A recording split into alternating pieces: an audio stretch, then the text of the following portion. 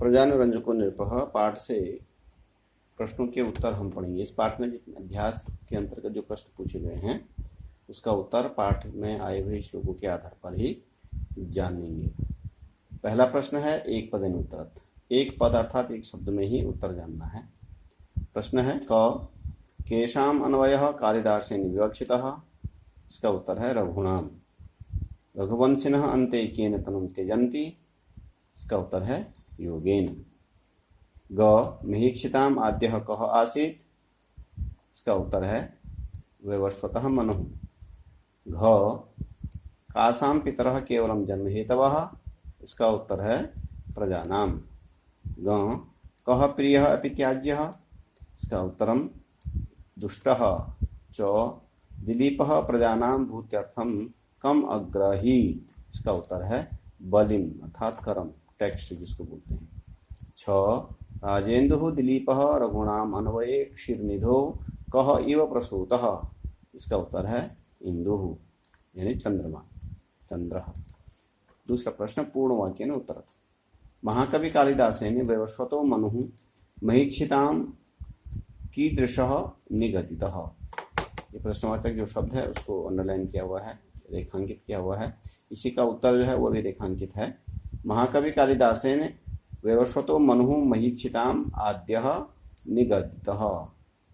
ख कालिदासः तनुवाग् विभवः सन् अपि तद्गुणैः कथं प्रचोदितः।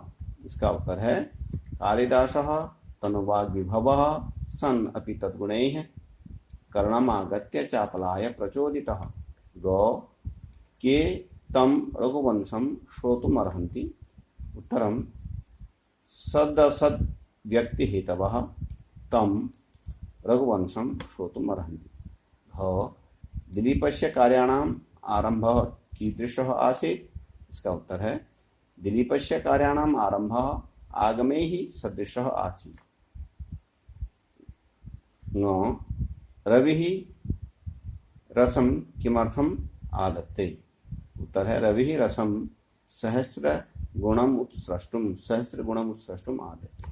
तो इस प्रश्न के उत्तर में आपने देखा कि जो प्रश्नवाचक शब्द हैं उनको रेखांकित किया है और उसी के स्थान पर जो उत्तर में भी जितना उत्तर बताने वाले जो शब्द हैं उनको भी रेखांकित किया है। बाकी प्रश्नवाचक शब्द के वाक्य वो सारे के सारे शब्द, उत्तर में भी वो सारे के सारे शब्द युगेटिव आएंगे सिवाय प्रश्नवाचक शब्द को छोड़ करके। इसके केवल इसी का उत्तर हमें उत्तर के रूप में लिखना है।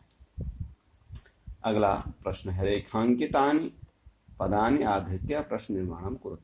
अर्थात रेखांकित किए हुए शब्दों को आधार बना करके प्रश्नों का निर्माण कीजिए। जो ये सारे शब्द रेखांकित हैं इनके आधार पर हमने प्रश्नों का निर्माण करना है।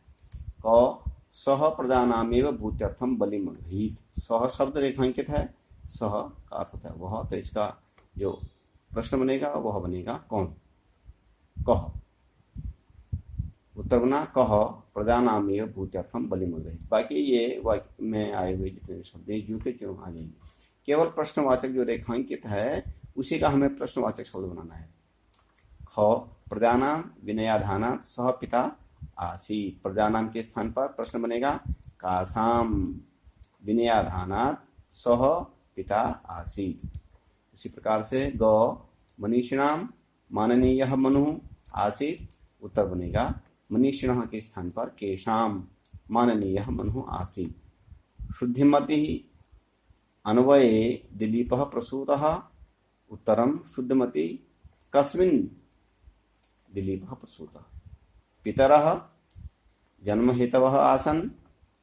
के जन्महेतवः आसन्। अगला प्रश्न है 4 अधोलिखितानां भावार्थम हिंदी या आंग्ल या संस्कृत भाषा में लिखिए। तो हमने यहाँ हिंदी भाषा में लिखा हुआ है। क प्रजानामेव भूत्यर्थम सताभ्यो बलिम अग्रहीत। यह पाठ का ही एक अंश है, श्लोक का एक अंश है। इसके आधार पर इसका हमने भावार्थ इस वाक्य का लिखा। उत्तरम वह राजा दिलीप प्रजा के कल्याण के लिए ही उनसे नाम मात्र का धन कर के रूप में उनसे ग्रहण करते थे तथा उस ग्रहण किए गए कर द्वारा एकत्रित कोष को 1000 गुणा करके प्रजा के कल्याण के कार्यों में उसका उपयोग करते थे। वे रघुवंशी राजा उस कोष के धन को अपने वैभव के लिए कदापि प्रयोग नहीं करते थे। ख आगमे ही सदृशारंभ आरंभ सदृशोदय। श्लोक का एक अंश है, इसका जो अनुवाद होगा हिंदी में वह है, रघुवंशी राजा दिलीप धर्मशास्त्रों के ज्ञान में पारंगत होने के कारण जो भी कार्य करते थे वे धर्मशास्त्रों के ज्ञान पर आधारित श्रेष्ठ कार्य करते और उनका प्रारंभ भी विधिवत ही करते और पूर्ण मनोयोग तथा परिश्रम से किए गए उन कार्यों के परिणाम भी श्रेष्ठ ही होते थे, अर्थात उनके कार्य निश्चित सफल परिणाम वाले ही होते थे। गौ स्वपिता पितरस्तासाम केवलम जन्म हितवः। इसका जो अनुवाद है, राजा दिलीप अपने प्रजा की उचित शिक्षा दीक्षा के द्वारा उनमें सभी मानवीय गुणों जैसे विनम्रता, नैतिकता आदि की स्थापना करने के कारण, उनकी उचित रक्षा करने के कारण तथा पिता तुल्य उनका भरण पोषण तथा लालन पालन करने के कारण वास्तविक पिता कहलाते थे। प्रजाजनों के पिता तो अपने उन संतानों को जन्म देने मात्र के कारण ही उनके पिता थे। घ अनन्य शासनामुर्वीं शशासेक पुरीमिव। इसका हिंदी अनुवाद है, राजा दिलीप अपने शासनकाल में इस संपूर्ण पृथ्वी के एक छत्र सम्राट थे। इस पृथ्वी का कोई अन्य राजा नहीं था। राजा दिलीप एक कुशल शासक थे, अतः उन्होंने संपूर्ण पृथ्वी की शासन व्यवस्था इतनी कुशलता से की थी कि संपूर्ण पृथ्वी का शासन किसी एक छोटे से नगर के शासन की भांति सुगमता से किया जाता है।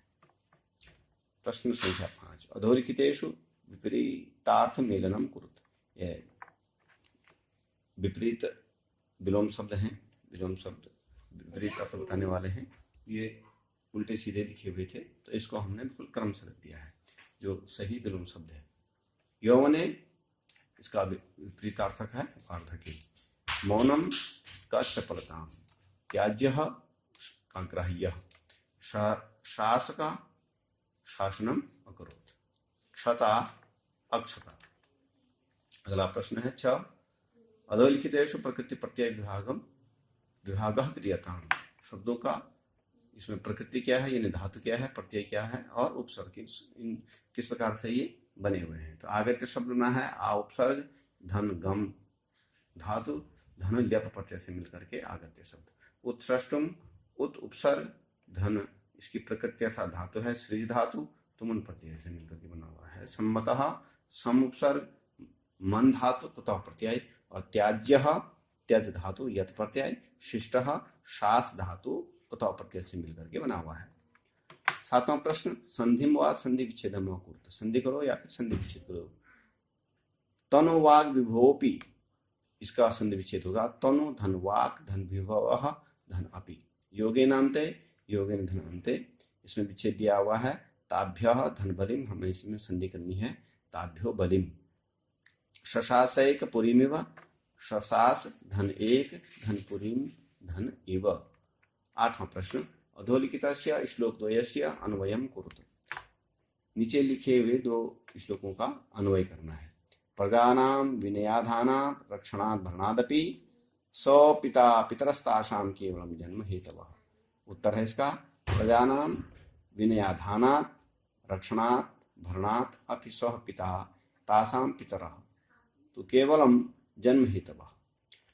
दूसरा श्लोक सवेला व प्रबलयां परखीकृत सागराम अनन्य शासनामुर्वी शशासैक पुरीमिव।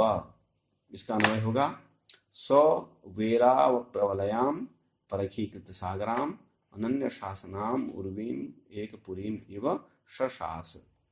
प्रश्न संख्या 9 अधोलिखितेषु विशेषण विशेष्योः मेलनम कुरुत। नीचे लिखिए विशेषण और विशेष शब्दों का मेल करना है। माननीयः मनुः, राजेन्दुः दिलीपः, जन्महेतवः पितरः, उरगक्षता अंगुली, तस्य आर्तस्य।